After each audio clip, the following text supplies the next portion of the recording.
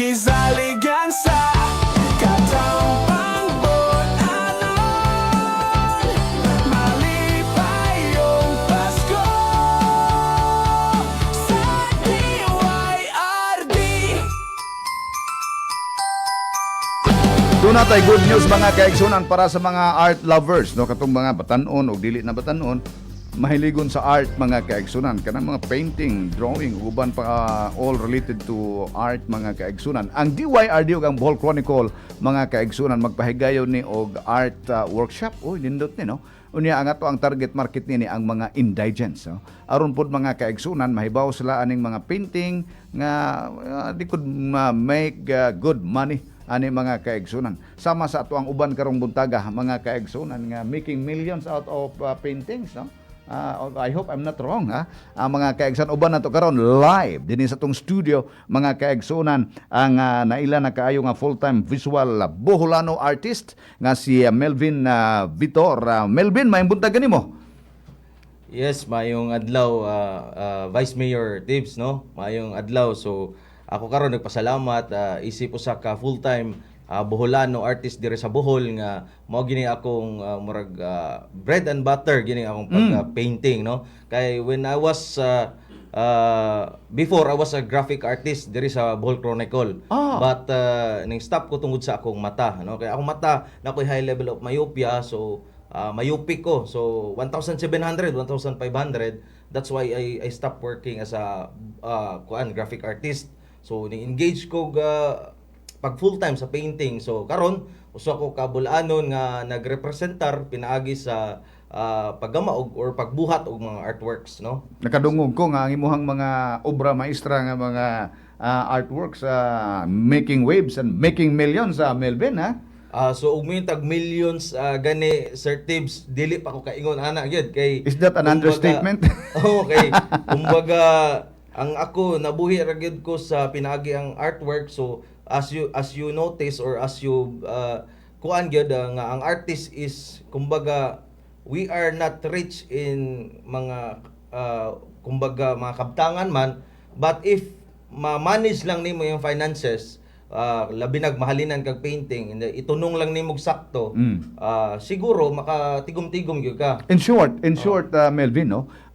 Kung ikaw usa ka mahiligon og dunay talent nining maong painting, kung imo ning ayohon, you can make money out of this. Mao tingali nga ang ato ang DYRD Bohol Chronicle nangitag paagi how we can help, no? Reach out to our indigent people nga basin ba pinagi with this intervention and you as the focal person nga makatabang niini basin pag makatabang ta nila aning painting nga maka-make og money, no? So unsa man ni Melvin o kaning for the indigents, no? Unsa man ang mga workshop nga atong himuon na?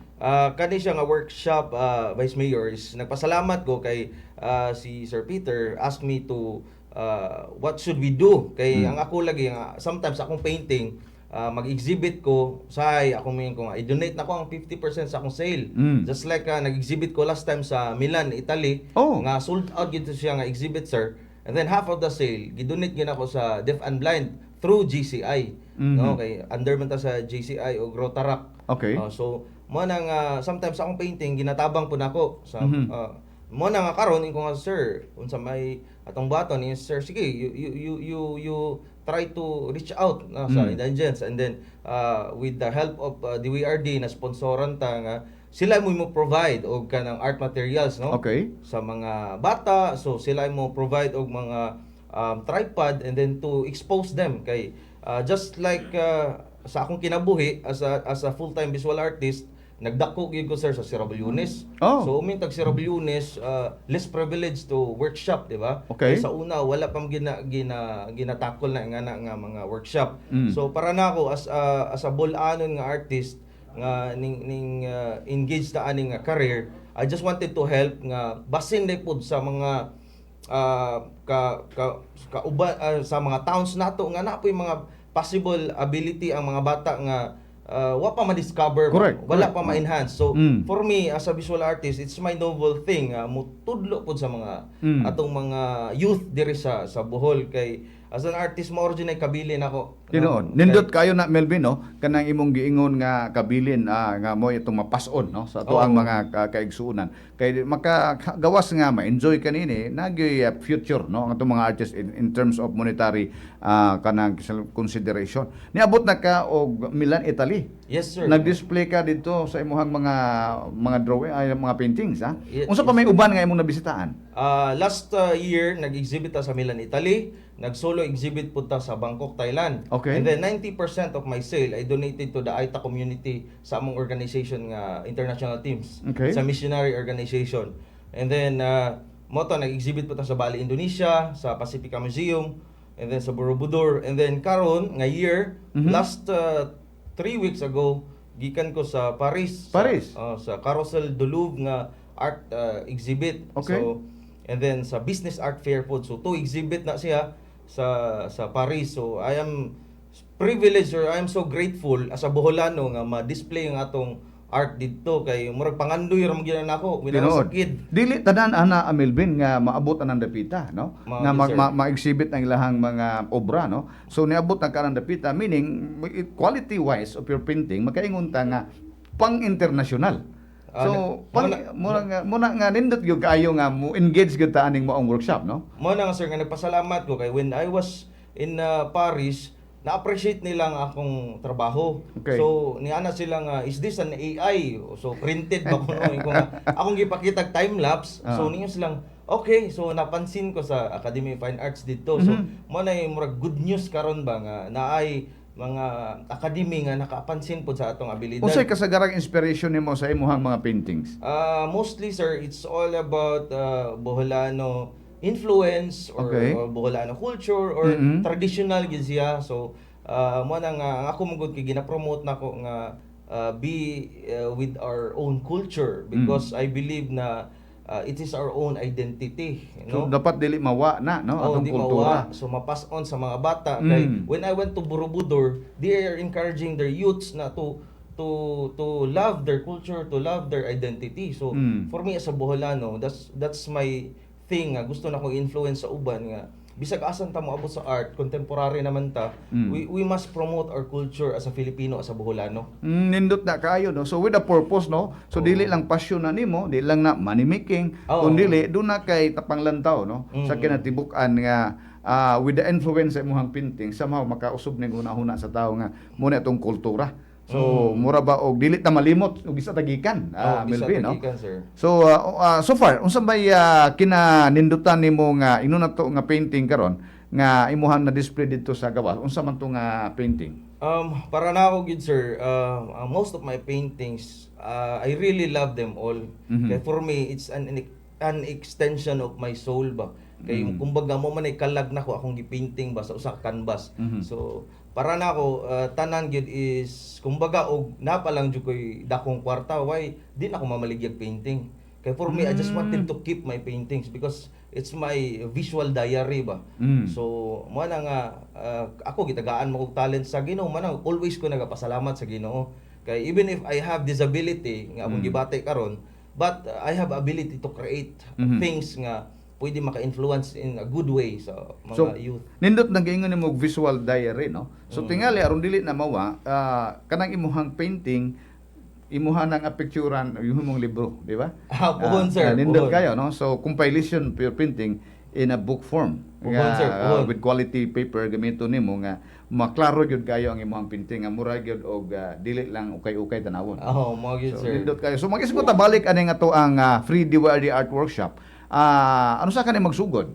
Kani sir magsugod ning atong workshop with DYRD this coming February 2026. Okay. So Unsa may buhaton sa mga gustong mo appeal niini? ang ages ani ang bracket nato is 15 to 25 years old nga mga bulanon gini so Mga nagakita indigents. Oh, ha? indigents. So, kinsa may mo determine og indigents ni sila og di? ang pagpasa sa registration sir pwede sila mo pasa through DYRD FB page. So ang ato ang submission ani is January 1 to 15 2026.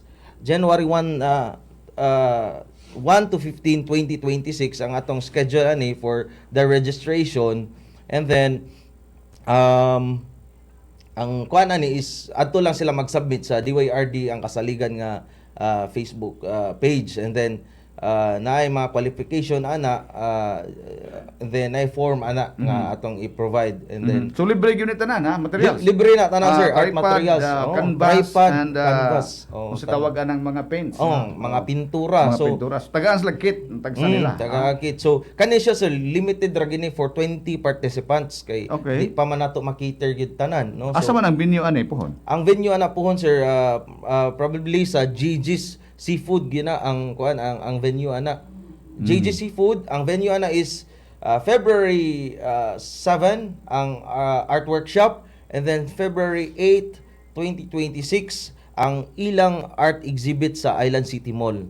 So, tagaan na tong opportunity to expose their work Sa to pa, ICM. pagkaugma i-exhibit dayon ang ilahang trabaho Exhibit dahil na lang trabaho. Oh, So, ninduta. Sa to pa puyi paliton. pwede paliton. Uy, ninduta, oh. Sa to pa dili naman ko 15 years old, di na ko kaapil ani Melvin, no? AI na lang ta, aral na lang na sa AI. Orbida. Nindot ni kayo mga kaigsunan, to pasalamatan ang ato ang garbo na tong bulanon mga kaigsunan, making waves in painting. Niabot na sa nagkadaiyang mga nasod mga kaigsunan to exhibit his obra maestra nga mga paintings mga kaigsunan, og iyang ipaambit ngadto sa uban. Libre ni mga kaigsunan ang DYRD Bohol Chronicle mao ay nag-spearhead ni ining moong kalihukan, unya by January 1 to 15 mao kini ang registration. You just go to DYRD Kasaligan Facebook Yes, sir. Yes, for sir. more information and Yes, for sir. the registration. Yes, Melvin, sir. ako kang tagaan sa last nga kahigayunan nga mo address before our listening audience sa imong mga pangimbitar baka nila. Go ahead, Melvin. Thank you so much DYRD for the opportunity to facilitate sa art workshop nga pagahimo next year. And then I am encouraging sa ubang mga bulaanan artists to register, sa labi na sa mga indigent family nga naay skill or naay art ability, ilang mga bata or ilang mga igsuon, to register and then to join the event. And then I am also encouraging to all the Boholano to support also my artistic journey by liking my page or just sharing my art content, no, or artworks sa inyong social media. My social media is Elvin Pirocho Vitor sa akong Facebook, and then Elvin Vitor sa akong official page, and then sa ako ang Instagram account is ElvinPV_Art Studio.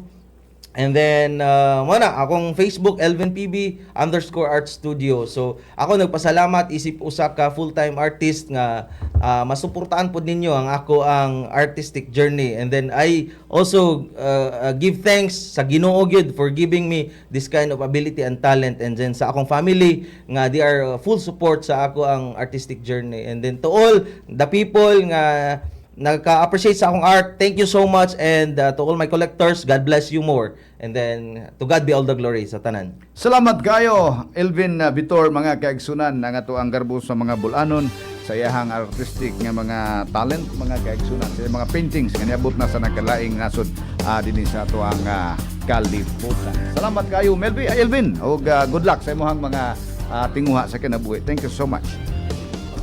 Okay, so napupos na mga kaigsunan